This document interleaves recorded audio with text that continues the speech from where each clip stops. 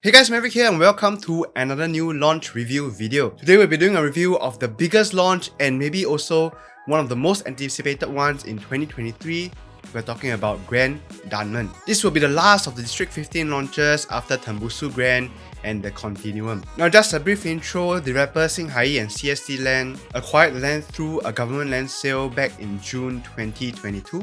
And Grand Dunman will have a total of 1,008 units comprising of 1 bedrooms all the way to 5 bedrooms, large floor plate penthouses and even some dual key units. Now the Showflat preview will start on the 1st of July and booking will be on the 15th of July. So if you're interested to view the Showflat after watching this video, do reach out to me and I'll make an appointment for you. Now just like all my other review videos, I'll be grading Grand Dunman based on 5 criteria. Firstly, the location and amenities.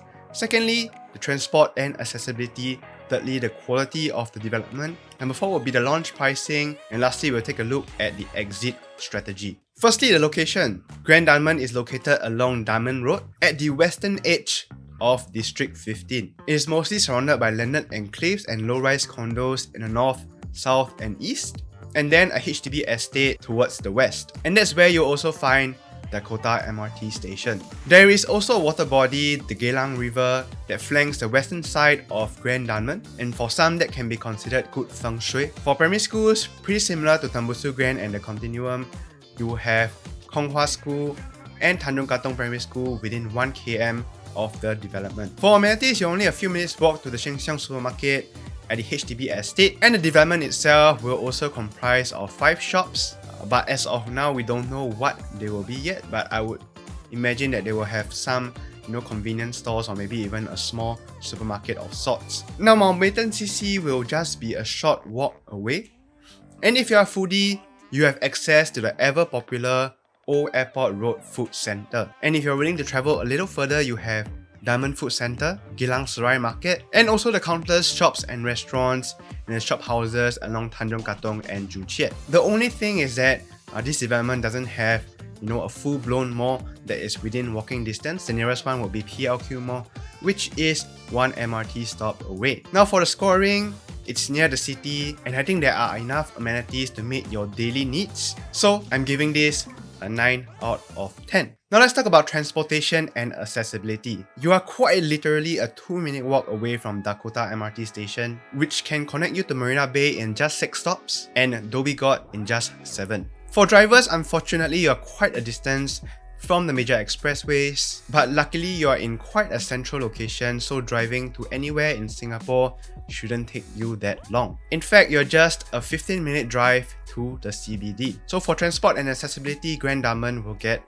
an 8.5 out of 10. Next up, quality of development. Now HaiYi is no stranger to Singapore's property market. As of this year, they have already completed 9 projects, including the Vales, City Life at Tampines, and also Gazania. They are also in the midst of completing a mega project in Clementi, Park Clementi's, which will house 1,400 residential units. Their partner in this joint venture is CST Land, who developed Verdale and Twin View. Now taking a look at the site plan, the first thing I noticed is that the piece of land is quite an odd shape, and I think the developers have already tried to maximize the north-south orientation of the units. But as you can see, there are few stacks in blocks 10 and 12 which have almost direct west sun. Now this is great if you love yourself a very beautiful sunset, but for most Singaporeans, I think we'd rather not have the heat enter the house. Honestly, for 1,008 units, the facilities you get are pretty similar to what you see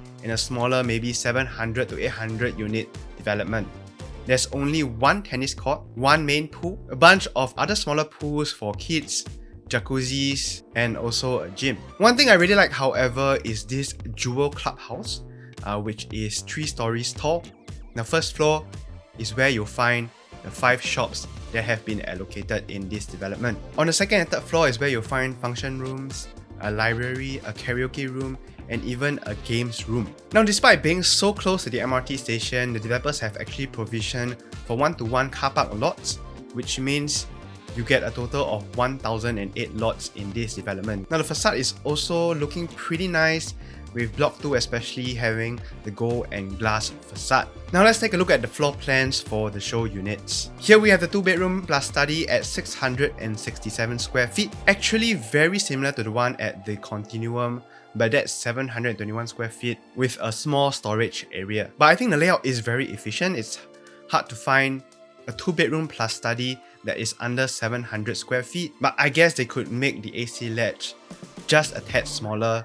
What we usually see for AC ledges for 2-bedroom units are around 3 square meters.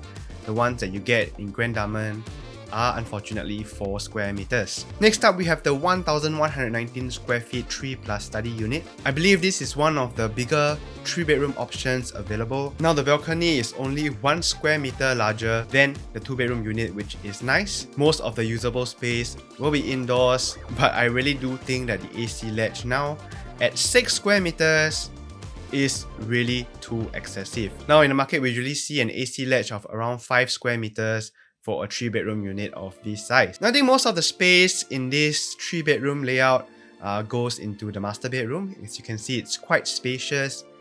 And if you would like to, you can always move the door outward and combine the study and the master bedroom to have one big bedroom if you don't need the study space, of course. Another thing I really like is that you get windows both in your study and also your yard area, which brings a lot of natural light into the house. Next up is the 1432 square feet 4-bedroom unit. The layout's not too bad considering that the private lift lobby is right smack in the middle of the home. The living and dining area looks big, and you do get to enjoy a neat little dry kitchen adjacent to your dining area. There is, however, a little wasted space in the walkway entrance to the junior master, but I guess that is pretty hard to avoid if you have 4 bedrooms. And lastly, we have the massive 2131 square feet 5-bedroom unit with a private lift. You can just take a look at how big this unit is. It's equivalent to the minimum land size of a semi-detached home. For appliances, you do get Dietrich, Miele, Samsung, Franke, Kohler, and Jessie, all pretty renowned brands. Now for quality of development based on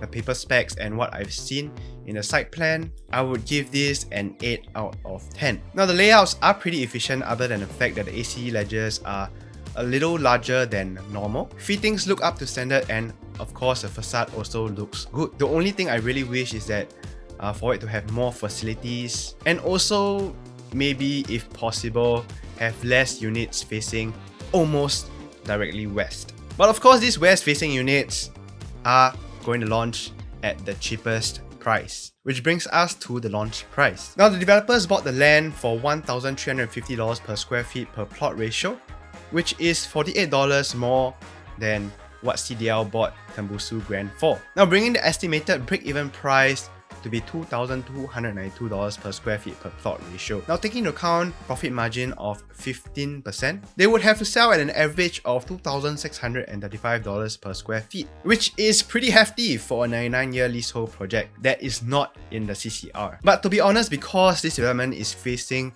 so much competition with the launch of Pine Tree Hill, Lentor Hill Residences and The Mist all in the same 2 weeks, and also seeing that Far East have been conservative with their pricing of the reserve residences, I believe that the developers for Grand Dunman will do the same. They won't want to risk paying the 35% ABSD if they fail to sell out within 5 years, and they definitely don't want a fire sale towards the end of that period as well. So I'm guessing they will launch at an attractive price of around $2,500 per square feet, which brings the price nearer to the break-even price, and slowly stage up the prices of the balance unit as the market moves along. Now they definitely have to sell a decent chunk of the units on launch, otherwise, being such a big development, they would face some cash flow issues as well. So I'm estimating the launch price to be an average of $2,550 per square feet for the 1-bedroom units, $2,500 per square feet for the 2-bedroom units, $2,450 per square feet for the 3-bedroom units, and an average of $2,400 per square feet for the 4-bedroom and larger units. Now furthermore, they can't price their units any higher than this for now, because the Continuum still have units that are under $2,600 per square feet. And last thing they want to do is push their buyers to the Continuum, where they can buy a similar unit at a similar price, but it's freehold instead of a 99-year leasehold. Now, is this a fair price to pay in today's market? I'll rate it based on my review of Tembusu Grand because the estimated prices are pretty similar, but of course, Grand Dunman is in a much better location. Now, Live at MB, which launched last year, have already been transacting for $2,500 to $2,800 per square feet. The Shaw Residences, which completed in 2014, have been transacting for around $1,800 to $1,900 per square feet. And if we take a look at the freehold projects, although it's not an apples to apples comparison, Amber Park has already been transacting for $2,600 to $2,800 per square feet in the subsale market, and older projects like HaiYi, which completed in 2004, have been transacting at $1,800 to $1,900 per square feet. But because their units are a lot bigger, arguably less efficient, you're actually paying the same price or maybe a bit less here at Grand Dunman than what you'd be paying for the older freehold projects. Now, the 2 bedrooms at HaiYi have already been going for $1.8 million and above, and 3 bedrooms around $2.4 million, which is going to be pretty similar to what we're going to see at Grand Dunman. So for the price, if they do really launch it at around $2,500 per square feet, I will rate it a 7 out of 10. I think it is rather reasonable. For me, I'd rather get a new development, although a little smaller, than an older freehold project. But I know this is going to be a tough pill to swallow. These are the new benchmark prices, so I think Singaporeans just need some time to get used to these prices. Now, for exit potential, the Katong area is known to have many condos, but mostly pretty old freehold boutique condos. From what I see in the current market, resale buyers tend to prioritize newer 99-year leasehold projects, which are cheaper than the new freehold projects and also newer than the old freehold projects, which means that they are also willing to sacrifice a little bit of space for something newer and more modern. So I think your real competition for Grand Dunman in the resale market would be actually Tembusu Grand, which sold for an average of $2,450 per square feet. If Grand Dunman were to really launch at $50 per square feet higher than Tembusu Grand, with the superior location and quality of Grand Dunman, you will definitely be able to command maybe $200 per square feet higher than Tembusu Grand in the resale market. Moreover, the Katong area has room to grow. It's one of the more popular districts for families to move into because of its rich cultural history and also because of its proximity to the city. Now, if mass market condo prices were to really hit $3,000 per square feet by 2030, I think Grand Dunman alongside the reserve residences would definitely be one of the first few to cross that benchmark. So for exit strategy, I would say you can't get investments that are similar to what you see in 2008 or 2017, but I think this is pretty decent. I'm giving it a 7 out of 10. Now, this brings my average score to 7.9 out of 10. If you're looking for an own stay or maybe even a 4 to 5 year investment property, I think that Grand Dunman is one of the few launches this year that can fulfill both conditions, if of course the price is reasonable on launch. Now, if you guys have any questions with regards to anything covered in this video, or if you're looking to visit the Showflat, do reach out to me. My number is flashing on the screen right now. If you like this video, do share it with your family and friends. And with that, thank you guys so much for watching, and I'll see you guys in the next video. Bye!